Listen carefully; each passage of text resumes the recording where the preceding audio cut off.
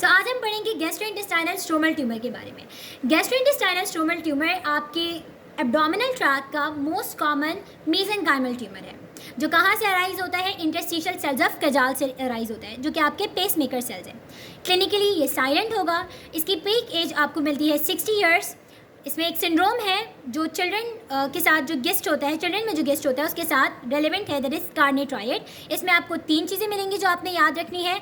एक है pulmonary chondroma, gastric guest, और तीसरा आपके पास क्या है? पैरागैंग्लियोमा। न्यूरोफिब्रोमेटोसिस टाइप 1 के पेशेंट्स के अंदर इसका इंसिडेंस बढ़ जाता है, गेस्ट का इंसिडेंस। म्यूटेशंस कौन कौन सी होती हैं? गेन ऑफ फंक्शन म्यूटेशंस होती हैं। मेन आपने जो याद रखनी है वो 2 रखनी है, टायरोसिन काइनेज रिसेप्टर के अंदर, और दूसरी मिलती है प्लेटलेट डिराइव ग्रोथ फैक्टर के अंदर। मैं इसे इस तरह याद रखती हूँ कि गेस्ट और किट थोड़ा सा सेम साउंड करता है, ठीक, और PDGFR तो मुझे याद रह ही गया है, ठीक है। सो ये आपने म्यूटेशंस याद रखनी है जो मेन है। 75 to 80% केसेस के अंदर यही म्यूटेशंस मिलती हैं। बाकी म्यूटेशंस किस किस की होती हैं? माइटोकॉन्ड्रियल सक्सिनेट डिहाइड्रोजिनेज की, जिसमें STHABCD करके 4 ग्रुप्स हैं, ठीक है। ये ज़्यादा इंपॉर्टेंट नहीं है, रिमेंबर करना। मॉर्फोलॉजी में क्या मिलता है हमें? एक वेल सर्कमस्क्राइब मास होता है जिसमें कभी कभार अल्सरेशन होती है, कभी कभार अल्सरेशन नहीं होती। ये ज़्यादातर सॉलिटरी होता है, यानी एक ही मास होता है, एक ही ट्यूमर होता है नॉर्मली, और कभी कभार ये डिफ्यूज़ भी हो सकता है।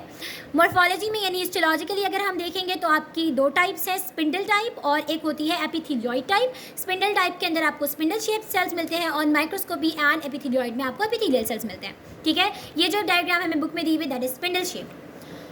फिर आता है कि इसकी types on basis of their location. एक होती है आपकी गैस्ट्रिक टाइप और एक होती है आपकी intestinal type. Intestinal type of gastrointestinal stromal tumour is more aggressive than the gastric type.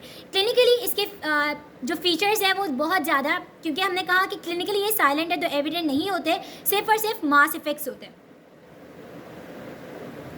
और ज़्यादातर एंडोस्कोपी के ऊपर या एब्डोमिनल सर्जरीज के दौरान ये हमें मिलता है, वरना ये क्लिनिकली साइलेंट होता है, ठीक है। Now comes the treatment plan. अगर म्यूटेशंस हैं कौन सी वाली? टायरोसिन काइनेज रिसेप्टर की और PDGFR की, तो हम क्या करते हैं? हम उन्हें देते हैं टायरोसिन रिसेप्टर इनहिबिटर इमैटिनिब, ठीक, क्योंकि उसकी वजह से आपको ट्रीटमेंट मिल रही होती है, ठीक है। लेकिन अगर इसकी म्यूटेशन नहीं है, बाकी दूसरे फैक्टर्स की म्यूटेशन हो रही है, इनकी म्यूटेशन नहीं है, तो हम इमैटिनिब नहीं देते, क्योंकि उसकी फिर हमें रेजिस्टेंस मिल रही होती है, कोई आपका प्रॉपर इसका हल नहीं मिल रहा होता, ठीक है। So this was all you have to remember for guest.